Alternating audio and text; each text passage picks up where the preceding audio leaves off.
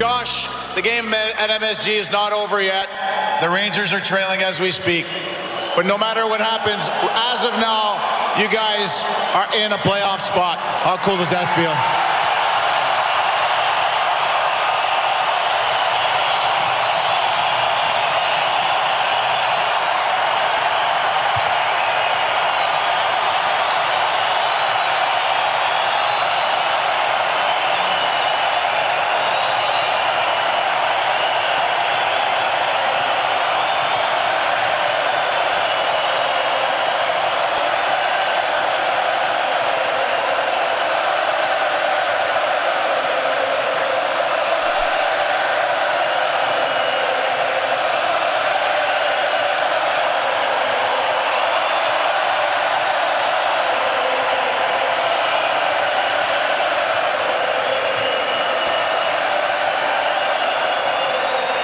How does that feel?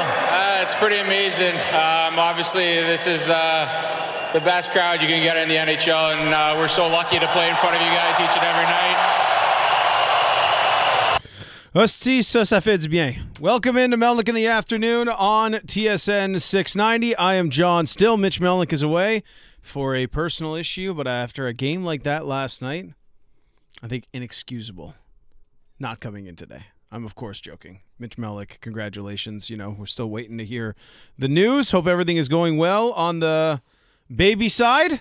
The special situation has arrived. Special situation. That's a tough name for a child. Special situation is going to be tough getting through grade school. Rolled in 8.5 pounds at 3:56 this morning. Welcome to the world, Kyle Dylan Melnick. Well.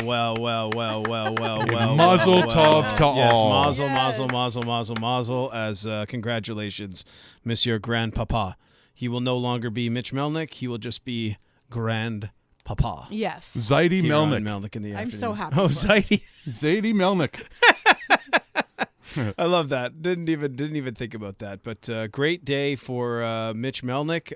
Great day to be hosting this show. Great day for the Montreal Canadiens fans after a game like that. 6-3 win over the Ottawa Senators, padded with 2 empty net goals, 2 third-period comebacks, and La Foule erupts at the corner of Avenue des Canadiens and de la Montagne last night. What a evening. I'm John Still with Andy Bennett and Joey Elias wearing a beautiful Hartford Whalers cap. Oh, thank you. You wear that on St. Paddy's Day? I did not, actually. I didn't. I was working. Really? Yeah, I was working, and then I just had my own little parade in my house. Go on. I just cracked a Guinness open, and that was it. Nice. That was my own little parade. As long as you were wearing that hat. That hat has got St. Paddy's Day written all over it. That is a St. Patrick's Day green that will certainly have compliments showering down upon you from basically every corner of the bar or every corner of your apartment. That is true. I've actually, somebody offered me a couple of bucks the other day for it when I was wearing it. Okay, what's going on with people trying to buy hats off the heads of other people? Do you not know, I am I know this beard says the opposite, but I am a well-washed and manicured human being. Oh boy. But on the getting to the airport on the way back to Montreal from Mexico about 6 weeks ago, some guy asking me, "Hey, can I buy that hat?" Because it was my Expos cap. No, es un regalo de mi hermano, por favor. Gracias. He was like, "Oh, okay, I'm so sorry. It's a gift from your brother. My mistake." Now Joey Elias puts on a gorgeous Hartford Whalers hat. Have you never heard of the internet? Or just I know we're boycotting, or at least I hope people are, you guys do what you want, but Amazon, all these American nonsense going on. We'll get to that a little bit later because apparently Russia and the United States are going to play some kind of hockey series, which, God, is just ridiculous. Gary Bettman also asked about that today, and even Gary Bettman is just like, dear God, what the hell is going on here? But I don't know what's going on where people can't go to, I imagine, the Fanatics website, multiple websites, lids. Just go to a lid store. They're everywhere. People don't like going into stores anymore, Joey. I find that very strange, but they don't. They get anxious going into society. It's very odd. It's very odd what's going on with my generation and the younger generation. What? A store? Bricks and mortar? You out of your damn mind? So just find a way to buy hats instead of demanding them from myself and Joey Elias's craniums.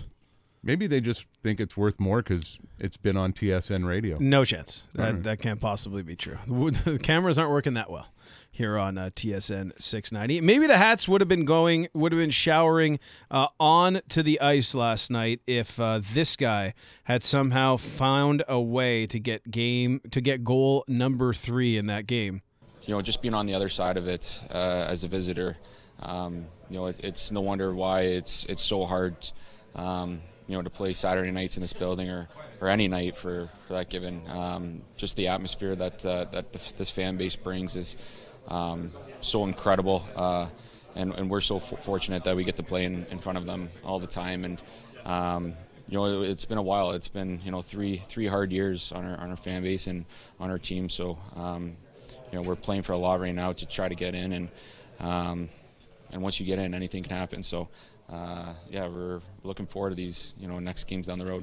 Josh freaking Anderson, Mr. Anderson. Not that you went anywhere, but welcome back as first star of the game. Felt like last night was and I don't want to get too over the top, Martin St. Louis when they play an amazing game and he says, this is the best game we played since I've been here. And he's been better at that of late this year. But that did feel last night like a little bit of a turning point in the rebuild, even more so than that game against the Florida Panthers. It's the Senators. It's a rivalry. It's both teams locked in a very similar spot in their rebuild, spot in the standings. And that totally unplanned explosion of emotion, and that sound after the game with Josh Anderson and Marc Denis at center ice, like half the Bell Center is open, has left by then. Like people are running to their cars. All right, that was great. Talking to their friend, what a great game. And then that happens. Just totally unprompted. The Ole's. People are just caught up in the fever of it, and that is the beauty of this city, of this fan base, of this absolute mecca of hockey that is Montreal. And it did feel like, not to say that, losing was ever necessarily acceptable here, even during the rebuild. It was just understood. It did feel like, all right, we're back. We are back. That is what last night felt, at least from the fan base and from the way that the players were speaking postgame. And you can see it today. Riding in on the bus and metro, way more Canadian jerseys this morning, way more hats. The bus driver was wearing a Habs hat. Usually you just see Go Canadians go on the front of the bus. But this is the energy I was talking about in the city. And again, it's the perfect storm right now, right? You look outside, the sun is shining, the temperature's getting up.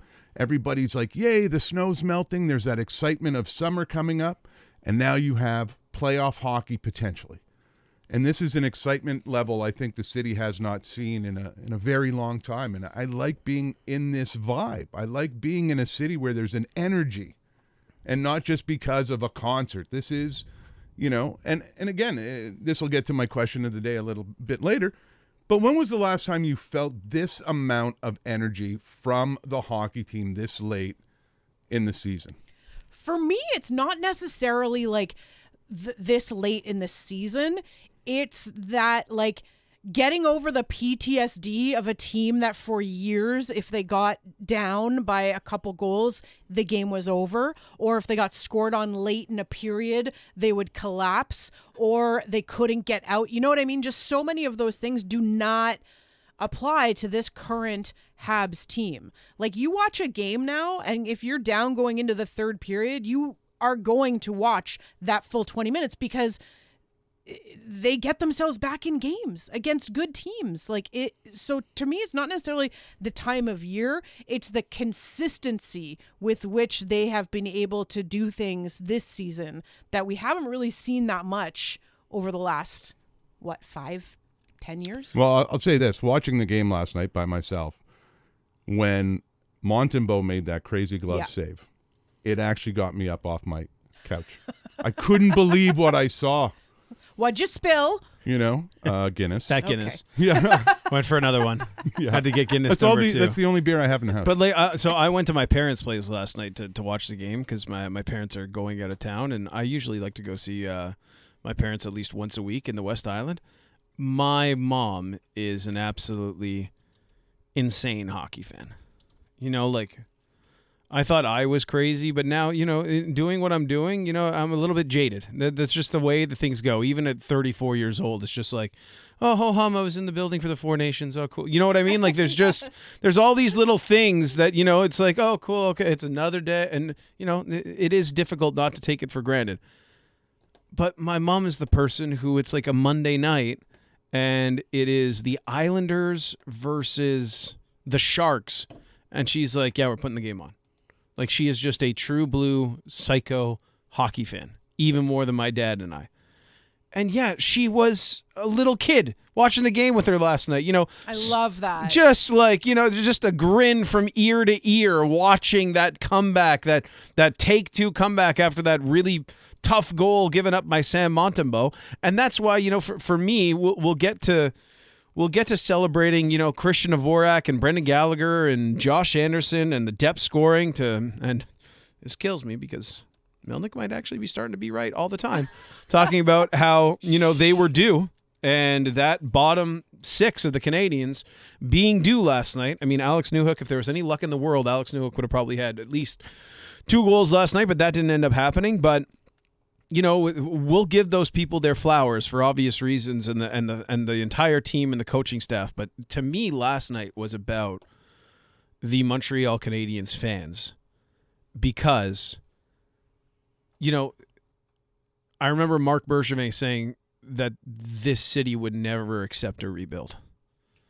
This fan base would never accept a rebuild. I imagine at times for Jeff Molson, he as much as it made sense, he's like, oh, God, I'm going to go through 4 or 5 years of this team being, ugh, and how are the fans going to react to that? And, to their credit, being some of the most informed, smartest fans in the entire National Hockey League, they kind of, surprised, I think, a lot of people, and have been very patient, very diligent. I think it's going to still take more patience and more diligence because I could definitely see this team taking a step back next year with a whole bunch of veteran guys moving on and young guys filling their seats. But right now, last night was a moment for the Habs fan base. That game against Florida, moment for the Habs fan base to just wake up smiling. Like you said, Joe, it's gorgeous outside.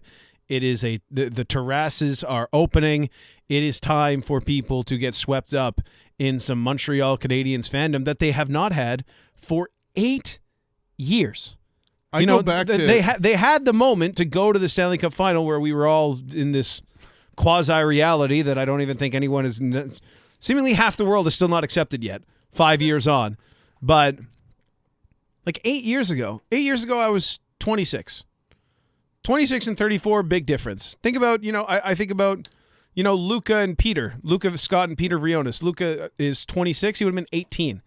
Peter Vrionis is 23, I think. He would have been 15 years old. So that is a weird perspective. But that's what I mean. Is that for me? But just this switch, this total switch. How old is Finn?